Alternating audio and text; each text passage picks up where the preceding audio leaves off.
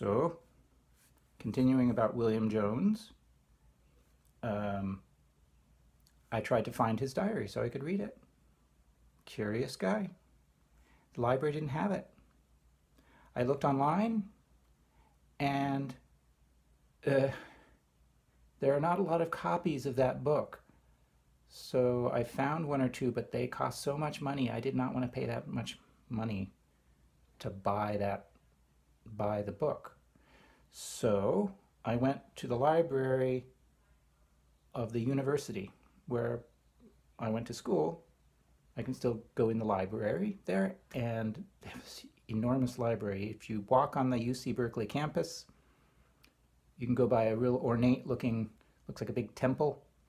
And what you can't see is if you go inside that building, you go down some stairs and there's a giant library underneath the ground, like 4 floors down. Lots and lots of books. I found it in there, but I couldn't have that book, but I wanted to have it so that I could maybe underline some things. And I borrowed it, and what I did was I made a copy of it for myself, and that's where I showed this picture of him from. It's just it's a stack of papers. I printed it, I photocopied the words in it so I could read it. And very good it was too. After reading this, then I felt more like I have an idea what this person's whole life was, and I like him. I wish if he were alive, I would want to invite him over into my house and have a dinner with him and have a talk with him and get to know him better for real. But what I have is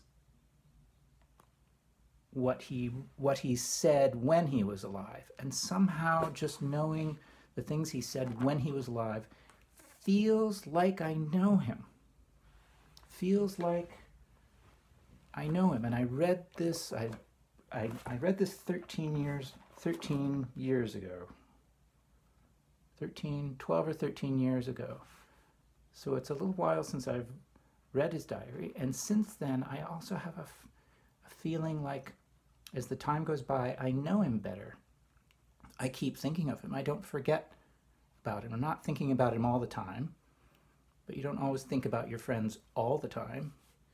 But I don't forget him, and I get a sense that as the time goes by, I know him a little better. Like I know my real friends better after a certain amount of time.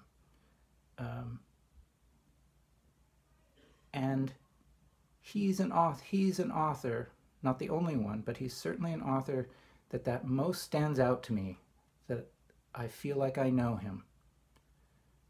So that's why I picked him to ask you to meet him. All I've done is showed you his picture and showed you what he's written. That's how I know him. What was that? Why do I like him?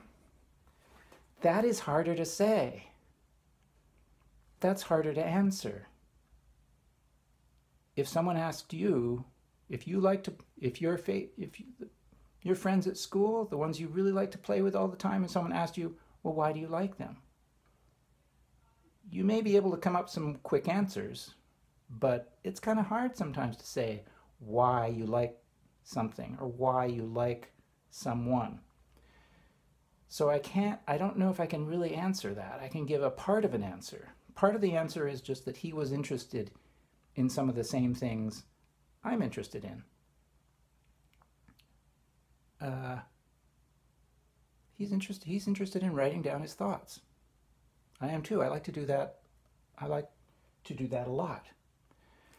One example of that made me really like him was that thing about the slate. You remember the second thing says he kept a slate by his bed.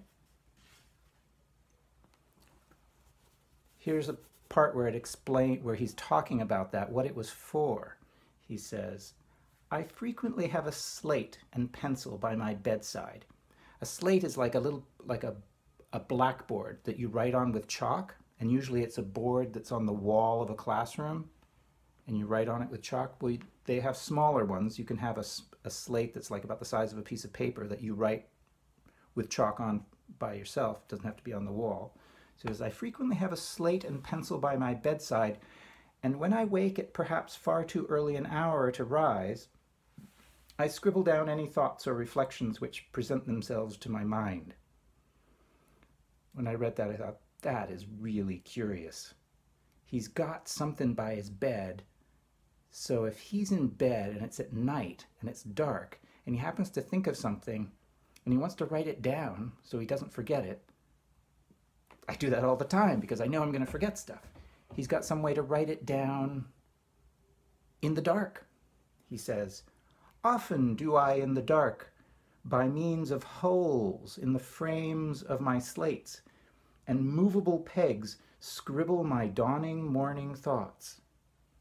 So he's got a board. That means he's got a board, and on the board he's got holes, little pegs in the holes. There's no picture of it, but I'm just imagining what it looks like. He's got a slate that you write on, and probably rows of holes along the sides and 2 pegs, so he can hold the peg in the dark, write what he wants to write down so he doesn't have to worry about forgetting it, and then in the dark again he can lift up those 2 pegs and put them into the next 2 pegs down to move it down so he knows where to start to write the next thing so it won't overlap and it'll all be spaced out.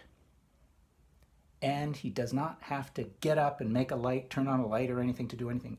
And he lived long ago so that they did not have light switches. He couldn't just like flick on the light, write something down, and then turn the light off again. If he wanted light, he would have to get up. He would somehow have to light a candle, because that's how they lit rooms 200 years ago. You'd have to get up, light a candle, write it down, blow the stuff out. And if it's cold, you don't want to get out of bed. So I thought, that is really interesting. That's a great idea. I like this guy a lot. All right. One reason why I like him, he likes the same thing I do, but there are other reasons too. Last thing, how do I do it? A diary is something anybody can do and does do. Lots of people write diaries. If you're wondering, well, how can I, wait, how can I write a diary? I don't know how to write yet. Some of you are already writing, but you don't need to write yet. Here's what all you need is a place to write, something to write on. Ideally like a little book so that they all stay together, because if you write them on separate pieces of paper, they can get lost really easily, so you want to put them all together in a book. So here's something I had thought of doing one of the times at school and I didn't end up getting to it, is how you make yourself a book. We sort of did it with just some paper. Kind of early on, I think it was Timony who asked if we could do that. So here's a book you can make. If you open it up in the middle, you just get papers and fold it in half, poke some holes or cut some holes, and tie it with string so it doesn't fall apart. You don't want the pages to end up falling apart, so the string holds it together. And then you just put a cover on it. This is the part we did not do, but real books, they put usually a piece of hard cardboard, and then they glue the strings onto the board, the ends of the strings. They don't cut it off really close like we were doing. They leave those strings and they lay them out on the board and glue the paper down onto the board so it holds the string onto the board and holds the papers in the board. So the whole thing, you can shake it and the pages are not going to come off or fall apart, and they stay all together. So you can make your own book to write in, but if you don't want to do that, you can find books that are already together.